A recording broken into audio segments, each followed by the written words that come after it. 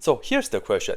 Let's say we have this hallway that's 3 feet wide, and this right here is 5 feet wide. And let's say we are carrying a stick. We would like to know what is the longest possible length that will allow us to make the turn. And right here, we just want the length. So let's say the stick is just length without any width. Because the moment you talk about small width, if you talk about the rectangle, the question becomes much harder than just this right here. And yes, this right here is actually just a simpler version of the famous moving sofa question. And if you guys would like to see the moving sofa question, definitely check out these two videos. I will have the links in the description for you guys.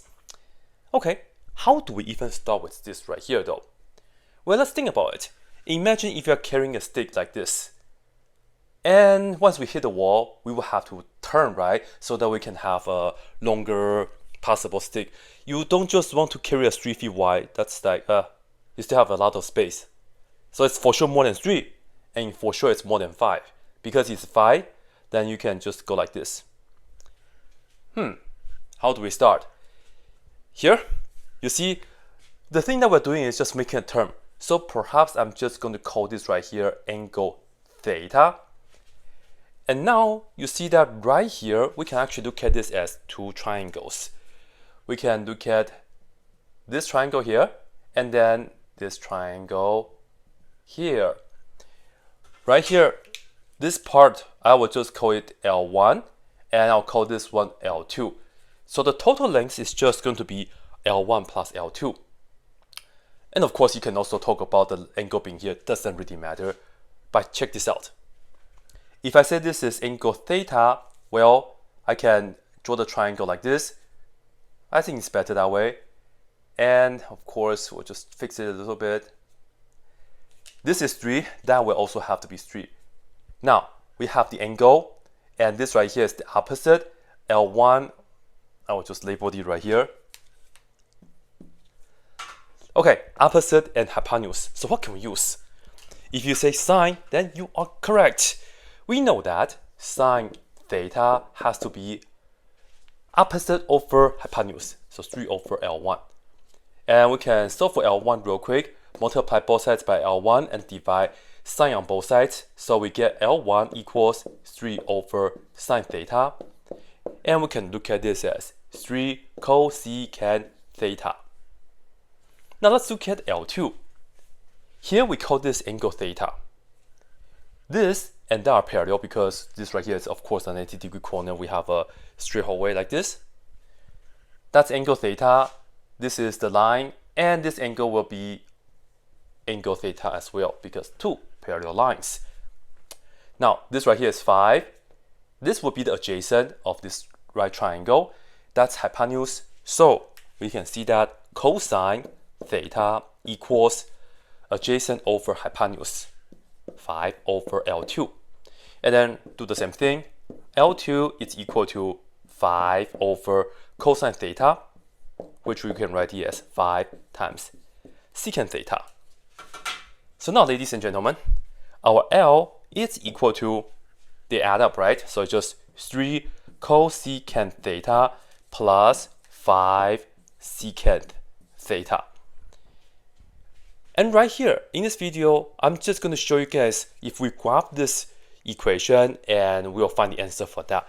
In the next video, I will show you guys the general solution for this because this is so cool. We actually have a very nice formula to solve this. But firstly, if you graph this, what's the theta value that we want? Let's go back here. This is how we say the angle theta.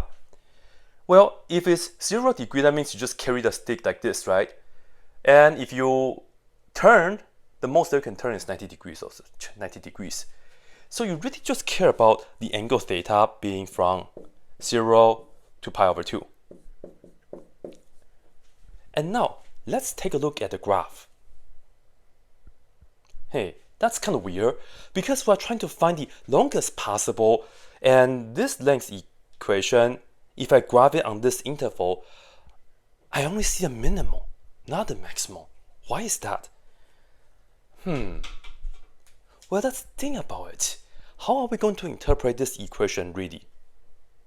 Well, you can see that yes, this right here looks like the longest possible, but could you actually draw something that's actually longer than this?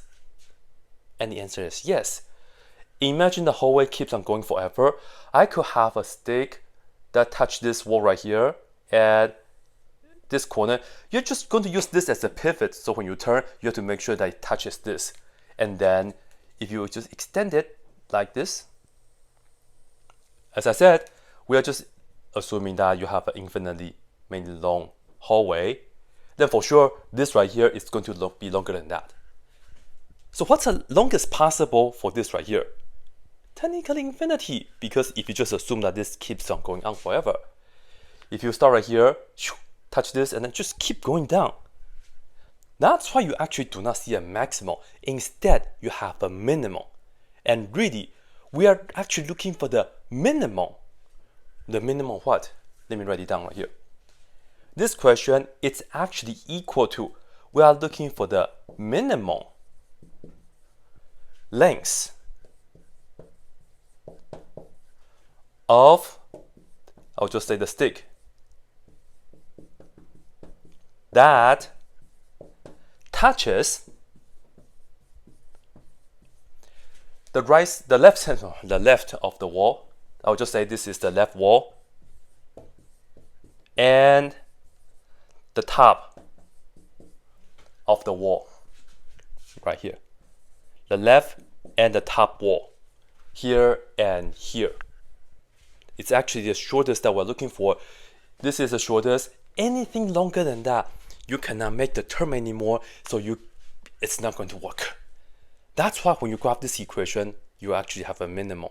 And the answer, I'll tell you, for this right here, I will say, as you guys can see from the graph, it's approximately 11.19 feet.